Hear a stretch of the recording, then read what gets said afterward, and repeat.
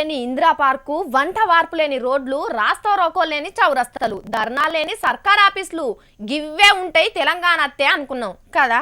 కానీ పరిస్థితి చూస్తా అంటే కొద్దిగా మళ్ళా గదే తోవకపోయేటట్టున్నది తెలంగాణ. అంత మంచిగానే ఉన్నదని గులాబీ కండువా కప్పుకున్నోళ్ళు చెప్తున్నారు. అంత మోసమే ఉన్నది అని అటుపక్క వాళ్ళు అంటున్నారు. ఒగల మీదకొగలు తొడలు కొట్టుకుంటున్నారు. మరి ఏమైతుందో ఏందో ఆ వార్త ఏందో చూద్దాం పట్టురి. ఇంతకింత నిప్పురవ్వ రగిలి పెద్ద మంటే అవుతున్నది తెలంగాణలో. సొంత రాష్ట్రం తెచ్చేదందుకు ముంగటుండి పగ్గాలు పట్టుకున్న కోదండరాం సారు మల్లోపారి దండు కట్టి సర్కారు మీద కొట్లాట చేసేదందుకు సై అంటున్నాడు. ఉన్కదంచినట్టు మాటలు, సప్పబడేసే ఉపన్యాసాలే తప్ప ఏది పొడిగెలదనే ముచ్చటను మూలకేసినట్టే అనిపిస్తున్నది ఐతారమైన జేఏసీ మీటింగును చూస్తుంటే. కేసీఆర్ సార్ సర్కారు పనితనం ఏం సక్కదనం లేదనేటోళ్ళు అంతా ఒక్క దిక్కు చేరి జేఏసీ పునాదికి ఇంకిన్ని ఇటుకలు సిమెంట్ వేసి కోదండరాం సార్నే చైర్మన్ గా చేసి గట్టి పడేటట్టు నీళ్లు కూడా పోసిండ్రు.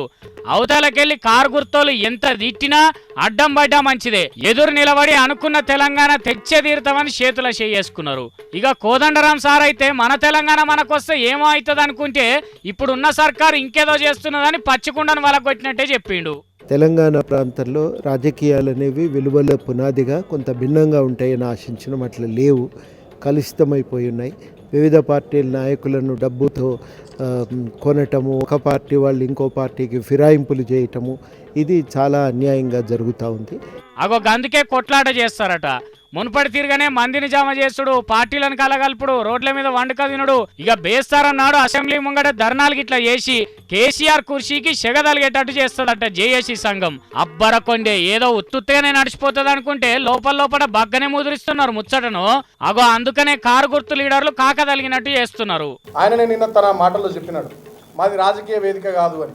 మరి రాజకీయ వేదిక కానప్పుడు నీకు రాజకీయ ఫిరాయింపుల గురించి నీకెందుకు, నీకేం సంబంధం? మొసలి కన్నీరు కారుస్తూ ఉన్నాడు కోదండరాం గారు. ఉద్దేశంగా ప్రభుత్వంపై కావాలని బురద చల్లుతూ ఉన్నాడు. ఇదంతా కాంగ్రెస్ పార్టీ, తెలంగాణలో చచ్చిపోయినటువంటి కాంగ్రెస్ పార్టీని బతికించడానికి కాంగ్రెస్ పార్టీ కార్యకర్తలాగా ఇవాళ కోదండరాం పనిచేస్తూ ఉన్నాడు. ఇదే రకమైనటువంటి ధోరణి కొనసాగితే మాత్రం చాలా తీవ్ర పరిణామాలు ఉంటాయి. మా ప్రభుత్వం మీద మాట్లాడే ముందు వాళ్ళు దగ్గర పెట్టుకొని మాట్లాడాలని నేను కోదండరాంకు హితవు పలుకుతా ఉన్నా. ఏదేమైనా 1,00,000 మంది కోదండరాములు అడ్డం పడ్డా తెలంగాణలో మేము అనుకున్నటువంటి అన్ని కార్యక్రమాలు, తెలంగాణ ప్రజల కోసం ఏమైతే చేయాలనుకున్నామో వాటన్నిటిని అక్షరాలు నెరవేరుస్తాం. కేసీఆర్ గారే తెలంగాణకు శ్రీరామ రక్ష. ఇన్నరా, ఇటు దిక్కు వీళ్ళు అటు దిక్కు వాళ్ళు ఎవ్వరు వెనకకు తగ్గేటట్టే కనిపిస్తలేరు. ఎవరు ముచ్చటేందో గాని ముంగటున్నదైతే లొల్లుల తెలంగాణ అనుకోవాల్సిందే కదా.